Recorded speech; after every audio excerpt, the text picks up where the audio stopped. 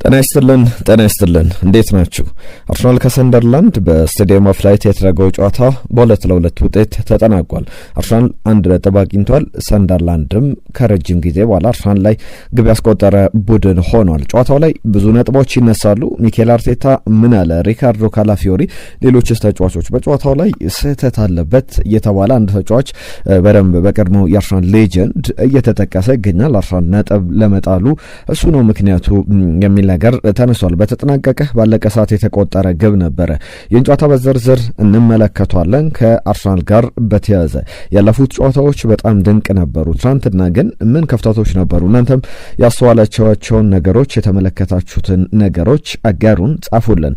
ነገር ግን ይህ ሳምንት ነጥብ ለመጣል መጥፎ ሳምንት አይደለም እንነግራችኋለን። ሰንደርላንድም ትናንትና አስገራሚ ታክቲክ የማይጠበቅ በስቴዲየሙ አጀስት ያደረገው ነገር አለ። በስቴዲየም ኦፍ ላይት አርሰናልን ለማሸነፍ በሰንደርላንዶች በኩል አሰልጣኙ ያነሷቸው ጉዳዮች አሉ። ከጨዋታው መጠናቀቅ በኋላ በዝርዝር እየተመለከትናቸው እንቆያለን። በቻላችሁት በያላችሁበት አብራችሁን ቆዩ፣ አብሮነታችሁን አሳዩን። ትናንትና የጨዋታ 13 በመቶ ባቻ ውጤት ይጠናቀቃል የሚል ግምት እየተሰጠው ነበረ። ነገር ግን 13 በመቶ ሚዛን ደፍቶ አርሰናል 70 በመቶ የማሸነፍ ቅድመ ግምት ተሰጥቶት ነበር። ነገር ግን ጨዋታው ባቻ ውጤት ተጠናቋል። በጣም ከባድ ጨዋታ እንደሚሆን አስቀድመን ስናነሳ ነበር። በተለይ ደግሞ ቀጣይ ከሚመጡ ጨዋታዎችም የበለጠ ትኩረት መሰጠት አለበት ብለን ስናነሳ ነበረ። በዚህ ሳምንት ማንቸስተር ሲቲ ከሊቨርፑል መጫወታቸውን ተከትሎ አርሰናል ካፒታላይዝድ ያደርግበታል ተብሎ የሚጠበቅ አይነት መርሃ ግብር ነበር። ነገር ግን እንደተጠበቀው አልተጠናቀቀም። ጨዋታው 2-2 በሆነ ውጤት ነው የተጠናቀቀው። በመጀመሪያው ደቂቃ ላይ በመጀመሪያው አጋማሽ 36ኛው ደቂቃ ላይ የአርሰናል አካዳሚ ውጤት የሆነ ከጨዋታው መጠናቀቅም በኋላ ሁሉም ጊዜ ለአርሰናል ልዩ ፍቅር አለኝ ይላል ዳንኤል ባላርድ በሰጠው አስተያየት ላይ የታዳጊነት እድሜን በሙሉ ያሳለፍኩት በአርሰናል ነው። ብዙ ነገሮችን ብቻ አይደለም ሁሉንም ነገሮች ያስተማረኝ ክለብ ነው አርሰናልና ሁሉም ጊዜ ለአርሰናል የተለየ ቦታ አለኝ ብሎ ሲናገር ነበር ጨዋታው ከተጠናቀቀ በኋላ። ነገር ግን ትናንትና አርሰናል ላይ ግብ ማስቆጠር ችሏል ዳንኤል ባላርድ 36ኛው ደቂቃ ላይ ግብ ካስቆጠረ በኋላ የመጀመሪያው አጋማሽ በዛን የተጠናቀቀ። ሁለተኛው አጋማሽ ላይ ቡካዮ ሳካ በጣም ባስገራሚ ሁኔታ በጣም ከጠባብ አንግል ያስቆጠራት ግብ አርሰናልን ወደ ጨዋታ የመለሰች ነበረች።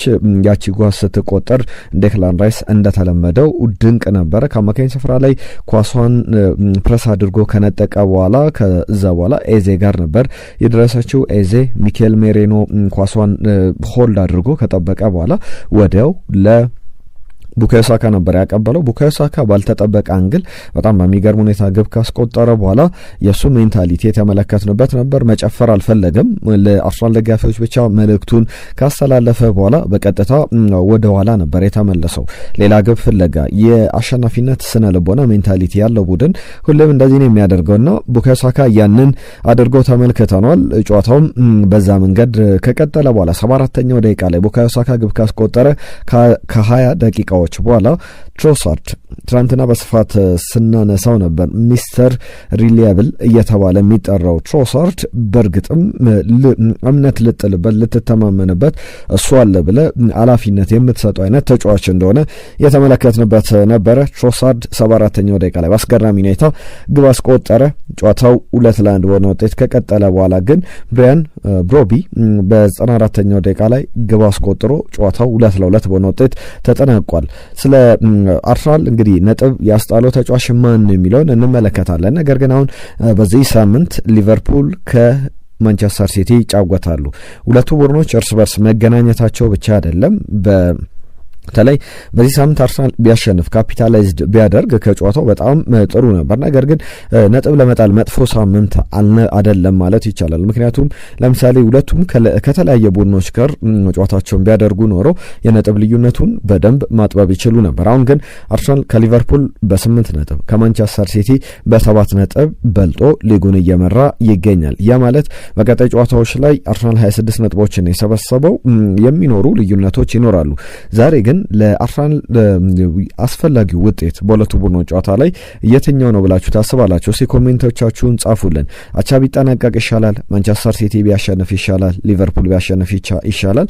የትኛው ይሻላል? ምክንያቱም አሁን ባቻ ውጤት የሚጠናቀቅ ከሆነ አርሰናል ከሊቨርፑል በ7 ነጥብ ልዩነት በልጦ ከማንቸስተር ሲቲ ደግሞ በ6 ነጥብ ልዩነት በልጦ የዚህ የኢንተርናሽናል ብሬኩን ይጀምራል ማለት ነው።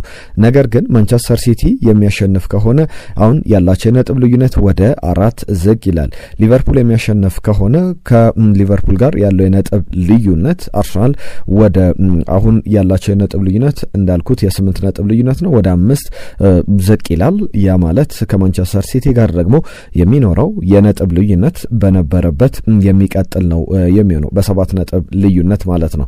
ስለዚህ እነዚህ ጉዳዮች በምን መንገድ የሚታዩ ናቸው? የእናንተን ሀሳብ ጻፉልን። ነገር ግን አርሰናል በጥሩ ደረጃ ላይ ወይም በጥሩ ሳምንት ላይ የጣለው ነጥብ ነው። ባይጥል ጥሩ ነበረ። ከጨዋታው መጠናቀቅ በኋላ ሪካርዶ ካላፊዮሪ፣ ሚኬል አርቴታ ሌሎችም የሰጧቸው አስተያየቶች አሉ። ነገር ግን ከጨዋታው ፈታኝነት አንጻር ስታዲየም ኦፍ ላይት በጣም ከባድ ነው። በዘንድሮ ውድድር ዘመን አንድም ጨዋታ በስታዲየም ኦፍ ላይት ሰንደርላንድ አልተሸነፈም። የመጀመሪያው ይሆናል ተብሎ ነበረ፣ ነገር ግን አልሆነም። የለንደን ክለቦች ጋርም ባለው ጨዋታ ስንመለከተው ከክሪስታል ፓላስና ከአርሰናል ጋር ነው አባቸው ውጤት ያጠናቀቀው። ቸልሲን አሸንፏል። እንደሚታወቀው ብሬንትፎርድ በጣም ከባድ ቲም ነው። ብሬንትፎርድን ማሸነፍ ችሏል በስታዲየም ኦፍ ላይት። ዌስትሃም ዩናይትድንም ያሸነፈበት ጨዋታ የሚጠቀስ አይነት ነው። አርሰናል ከ812 ደቂቃዎች በኋላ ግብ የተቆጠረበት ጨዋታ ነበረ። 812 ደቂቃ በጣም ብዙ ነው። ለመጀመሪያ ጊዜ ነው ግብ የተቆጠረበት። 8 ጨዋታ ክሊንሺት አስመዝግቦ ቀጥሎ ነበረ። እንግዲህ 35ኛው ደቂቃ ከ54ኛው ሰከንድ ላይ ነበረ ግብ ያስተናገደው። ለሁሉም የብሪያን ብሮቢ ጎል ላይም ተጨማሪ ሀሳቦችን እናነሳለን። ዳንኤል ባላርድ ትናንትና ጥሩ ነበረ። በተለይ ደግሞ መጨረሻው ደቂቃ ላይ አርሰናል ጨዋታውን ግብ ከተቆጠረበት በኋላ ብሪያን ብሮቢ ግብ ካስቆጠረ በኋላ በድጋሚ ጨዋታውን የማሸነፍ እድል ነበረው። ሚኬል ሜሬኖ፣ ሪካርዶ ካላፊዮሪ ጥሩ እድሎችን አግኝተው ነበር። ነገር ግን አሁንም ዳንኤል ባላርድ እንግዲህ የህይወቱ የመጨረሻ ሴቭ የመጨረሻ ኳስ ይመስል ነበረ። በጣም የሸፈነበት መንገድ ኳሷም ወደ ውጪ ወታ ተመልክተናል። ነገር ግን ያቺ ግብ ብትቆጠር የጨዋታ ሌላ ስቶሪ፣ ሌላ መልክ፣ ሌላ ነገሮችን ደግሞ እናነሳ ነበር። ለሁሉም አርሰናል ኦሎምፒያኮስን 2-0፣ ዌስትሃም ዩናይትድን 2-0፣ ፉላምን 1-0፣ አትሌቲኮ ማድሪድን 4-0፣ ክሪስታል ፓላስን 1-0፣ ብራይተንን 2-0፣ በርንሌን 2-0 ከዛ በኋላ ስላቪያ ፕራን 3-0 ካሸነፈ በኋላ ከሰንደርላንድ ጋር ግብ ተቆጥሮበታል። ለመጀመሪያ ጊዜ በዘንድሮ ውድድር ዘመን 2 ግቦችም የተቆጠሩበት ጨዋታ ነው። አንድም ጨዋታ ላይ 2 ግቦች ያልተቆጠሩበትም ነበረ። ሚኬል አርቴታ እንግዲህ በጣም ይጎዳል ብሏል ውጤቱ።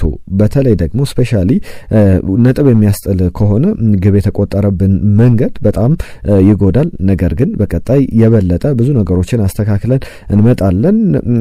የመጨረሻው 8 ዲስአፖይንትመንት ነው፣ መበሳጨት ነው፣ ፈርስትሬት ማድረግ ነው። ምክንያቱም 3 ነጥቡን በጣም እንፈልገው ነበር። ያንን ለማድረግ በጣም ከባድ ጨዋታ ነበረ የሚል አስተያየቱን ሰጥቷል። በዚህ መንገድ ጨዋታው እንደሚደረግ እናቅ ነበረ ብሏል። እንደዚህ አይነት ነገሮችን እንደዚህ አይነት ሲቹዌሽኖች ውስጥ ደግሞ ማለፍ ያስፈልጋል። በእርግጥም በትክክልም በከባድ ነገር ጋር ዲል ማድረግ ነበረብን።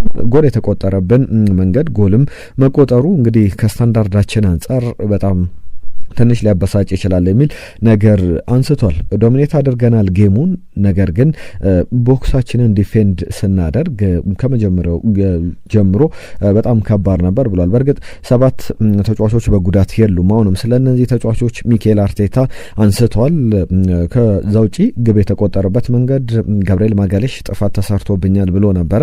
በዚህም ላይ አስተያየቱን ሰጥቷል። በጨዋታው እንደተጠናቀቀ ነበር የተጠየቀውና ገና አልተመለከትኩትም፣ ነገር ግን ውሳኔው እንዴት ተወስኗል። ከዛም በተለየ ነገሮች የምንመለከተው ነገር አይኖርም የሚል ነገር አንስቷል። 2 ተመሳሳይ ግቦች ነው አርሰናል ያስተናገደው። ያንም በቀጣይ የምናስተካክለው መስመሮችንም የምናስይዝበት ነገር ይሆናል የሚል ነገር አንስቷል። ከሰንደርላንድ ጋር ስላለው ጨዋታ እንደዚህ አይነት ነገሮችን ነው ያነሳው። ከማንቸስተር ሲቲው አሰልጣኝ ፔፕ ጋርዲዮላ ጋር በተያያዘ ነገሮች እንደዚህ አይቀጥሉም፣ ሆፕፉሊ አርሰናል አንድ ቀን ግብ ይቆጠርበታል ሲል ነበር። ያ አንድ ቀን ትናንትና ሆኖ ሰንደርላንድ ግብ አስቆጥሯል። ሚኬል አርቴታም እንግዲህ አሁን በዋንጫ ፉክክሩ ላይ አርሰናል ቡድንም ያለው እድሎች በጣም ሰፊ ናቸው። በጣም በጥሩ ደረጃ ላይ ያለ ቡድን ነው። በተለይ ከኢንተርናሽናል ብሬኮ በኋላ አጓጊ ጨዋታዎች አሉ፣ ትልልቅ ጨዋታዎች ቶትናም ሆትስፐር፣ ባየር ሙኒክ፣ ቼልሲ እነ ብሬንትፎርድ የሚመጡበት መርሃ ግብር ነውና ለዛ ጨዋታም በደንብ የሚኬል አርቴታ ቡድን ለንደን ላይ በደንብ በርከት ያሉ ጨዋታዎችን ያከናውናል። ለዛም የተዘጋጀ ቡድን እንመለከታለን ብለን እንጠብቃለን።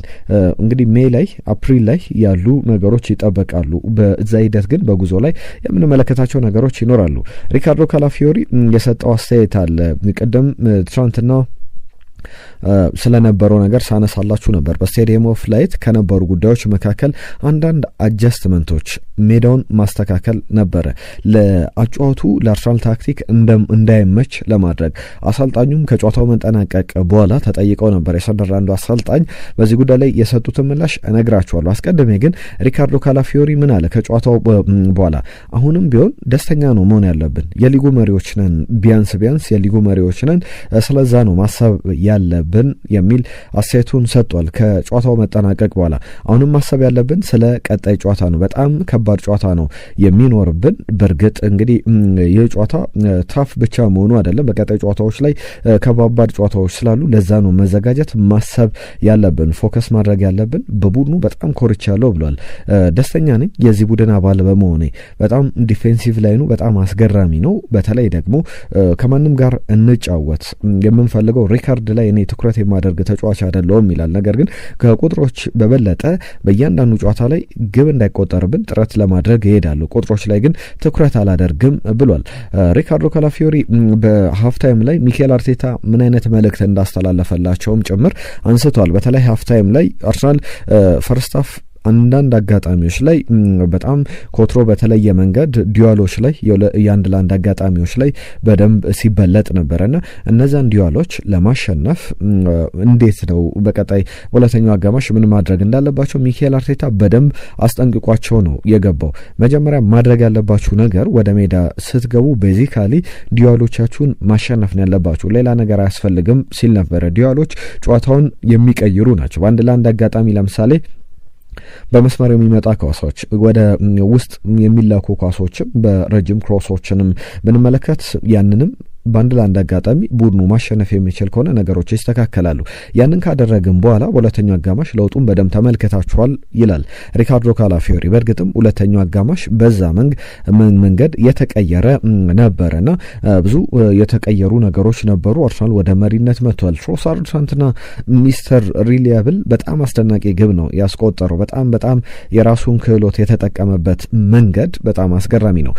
ሚኬል አርቴታ ከጨዋታው መጠናቀቅ በኋላ ሪሴት እናደርጋለን፣ ከኢንተርናሽናል ብሬክ በኋላ ሪሴት አድርገን እንደ አዲስ ከዜሮ እንጀምራለን በአዳዲስ ተጫዋቾች የሚል ሀሳቡን ሰጥቷል። አሁን እንግዲህ ሪሴት ማድረጊያው ጊዜ የኢንተርናሽናል ብሬኩ ጊዜም በጣም በትክክለኛው ሰዓት የመጣ ይመስላል። ትናንትና ድካሞች ነበሩ፣ መዛሎች ነበሩ። ያንንም በጨዋታው ላይ በአንድ ለአንድ አጋጣሚዎች ላይ ዲዋሎች ላይ በደንብ የተመለከትነው ነበረ። ከኢንተርናሽናል ብሬክ በኋላ በጣም ብዙ ተጫዋቾች በጥሩ ጤንነት ይመለሳሉ። ዋናው ነገር ወደ ሀገራት ጨዋታዎች የሚሄዱ ተጫዋቾች እንግዲህ ጉዳት እንዳያጋጥማቸው በዚህ አርሰን ቬንገር በሚሉት የፊፋ ቫይረስ እንዳይጠቁ መከላከል፣ ያንን መቀነስ የሚቻልበት ነገር ካለ በጣም ጥሩ ጊዜ ይመጣል። ከኢንተርናሽናል ብሬክ በኋላ በደንብ ያንን ማስታወስ መናገር ይቻላል።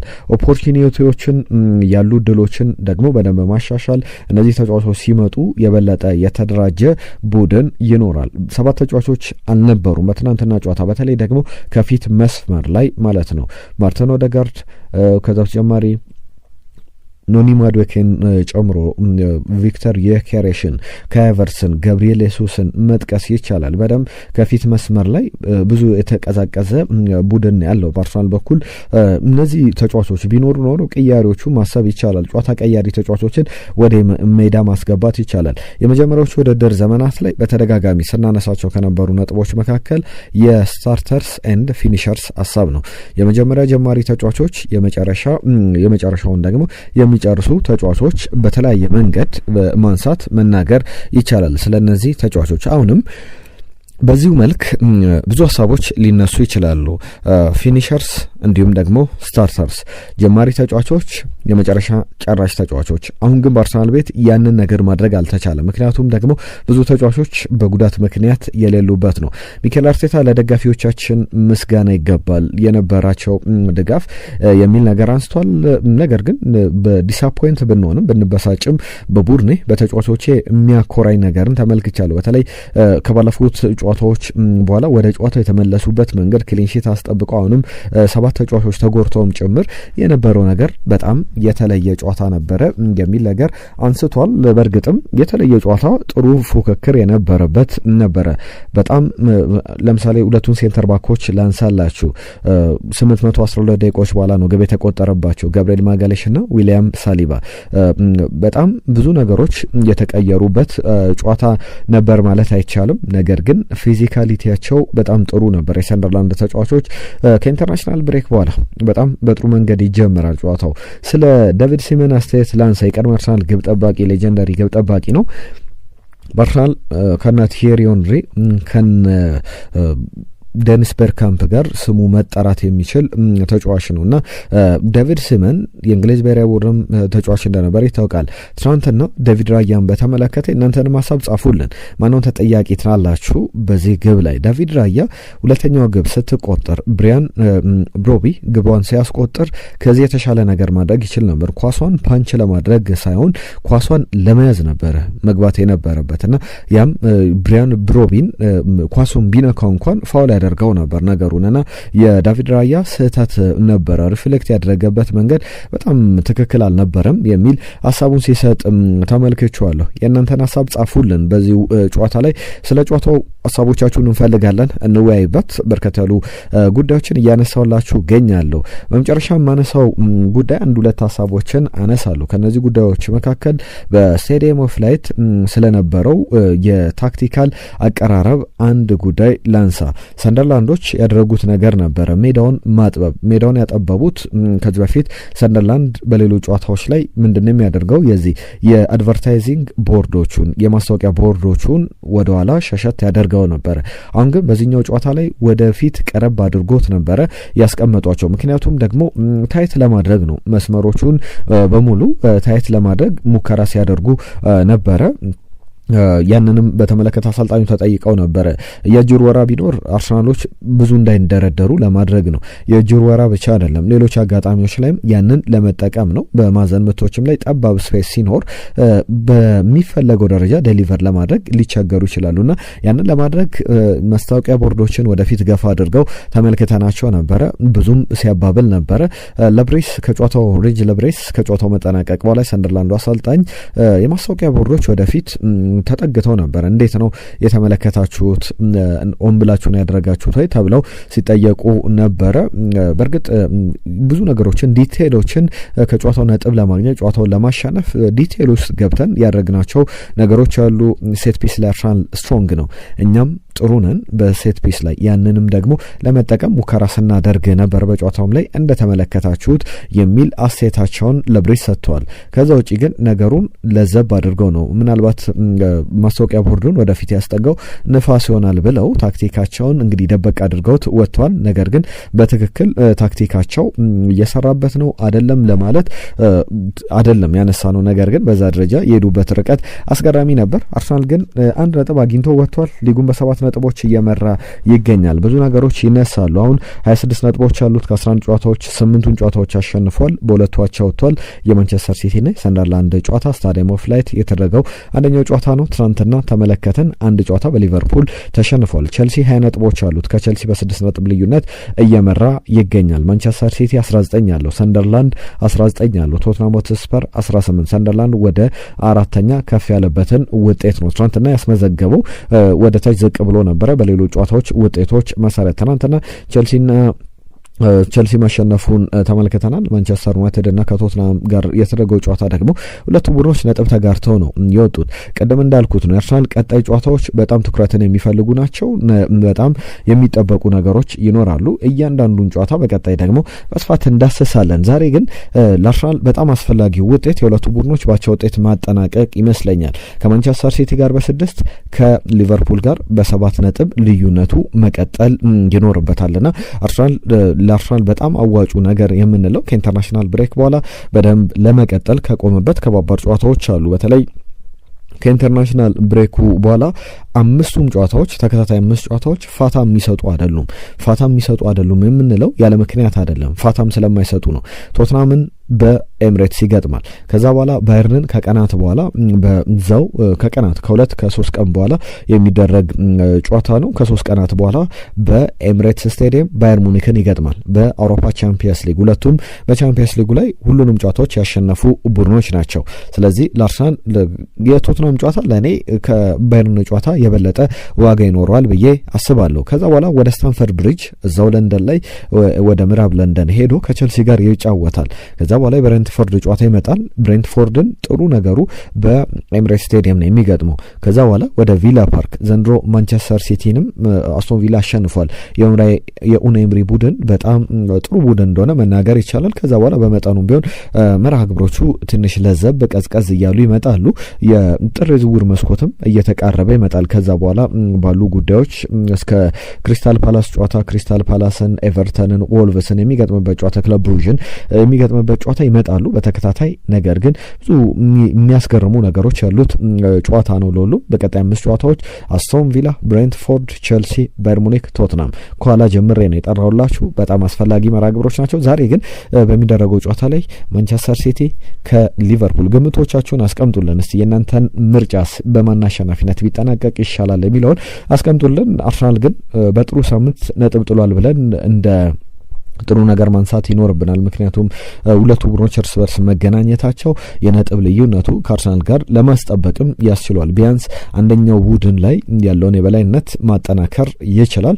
ሊቨርፑል ቢሸነፍ አሁን ያለው የነጥብ ልዩነት በ8 ነው፣ በዛው ይቀጥላል። ማንቸስተር ሲቲ ቢሸነፍ አሁን ያለው የነጥብ ልዩነት 7 ነው፣ በዛው ይቀጥላል። ባቻ ውጤት ቢቀጥሉ የ7ና የ6 ነጥብ ልዩነት ከሁለቱም ጋር ይኖረዋልና በጣም ጥሩ ውጤት ይመዘገባል አርሰናል ዋይዝ ስንመለከተው በዛ ደረጃ ይጠናቀቃል ብለን እናስባለን። የተወደዳችሁ ስፖርታዊ ጉዳዮቻችን የትናንትና የሰንደርላንድን ጨዋታ በዝርዝር የተመለከትንበት ቆይታችን እዚህ ላይ ይጠናቀቃል። በአዳዲስ ጉዳዮች መለሳለሁ። ነገ የዝውውር ጉዳዮችን የሊቨርፑልና የማንቸስተር ሲቲ ጨዋታንም በተመለከተ ሌሎች ነጥቦችን ይዤ በዝርዝር የምናነሳቸው ነጥቦች ይኖራሉ። አብራችሁን ስለነበራችሁ ከልብ እናመሰግናለን። ቻናላችንን ሼር አድርጉ፣ ሰብስክራይብ አድርጉ፣ ቤተሰብ ሁኑ። ይህንን ቪዲዮ እንግዲህ ላይክ እያደረጋችሁ ለወዳጆቻችሁ ያጋራችሁ አብራችሁን ስላላችሁ ከልብ እናመሰግናለን። በአዳዲስ ጉዳዮች እንመለሳለን። ሀሳቦቻችሁን ጻፉልን ባነሳናቸው ጉዳዮች ላይ። ለዛሬ ግን እዚህ ላይ እናበቃለን። ጤና ይስጥልን።